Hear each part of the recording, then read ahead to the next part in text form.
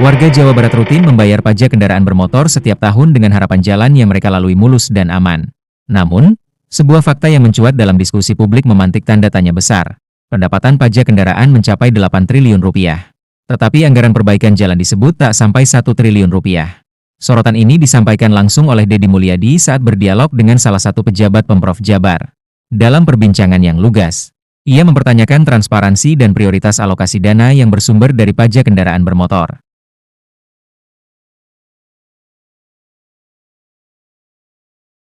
Dalam dialog tersebut, pejabat Pemprov menyebut total pendapatan dari sektor pajak kendaraan mencapai 8 triliun rupiah, dengan rincian 5 triliun rupiah dari pajak kendaraan bermotor, 3 triliun rupiah dari biaya balik nama kendaraan.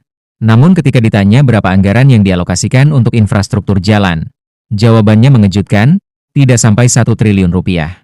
Bahkan disebut hanya sekitar 900 miliar rupiah. Perbandingan inilah yang memicu kritik tajam. Menurut Deddy, logikanya sederhana.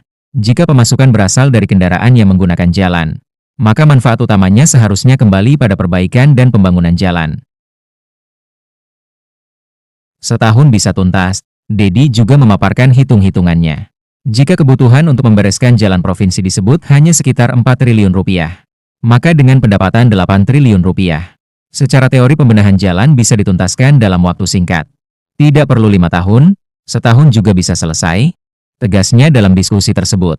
Ia bahkan menyebut bahwa dengan sisa anggaran yang ada, pemerintah bisa melakukan lompatan pembangunan, memperluas jalan provinsi, membangun flyover dan underpass, hingga mengembangkan transportasi massal modern seperti LRT atau BRT. Kritik soal esensi pajak. Di akhir perbincangan, Deddy menyinggung esensi pajak sebagai amanah rakyat. Menurutnya, warga yang taat membayar pajak berhak mendapatkan layanan publik yang setimpal. Ia menyampaikan perbandingan bahwa di negara dengan budaya kontrol publik yang kuat, alokasi pajak yang dianggap tidak proporsional bisa menjadi polemik besar.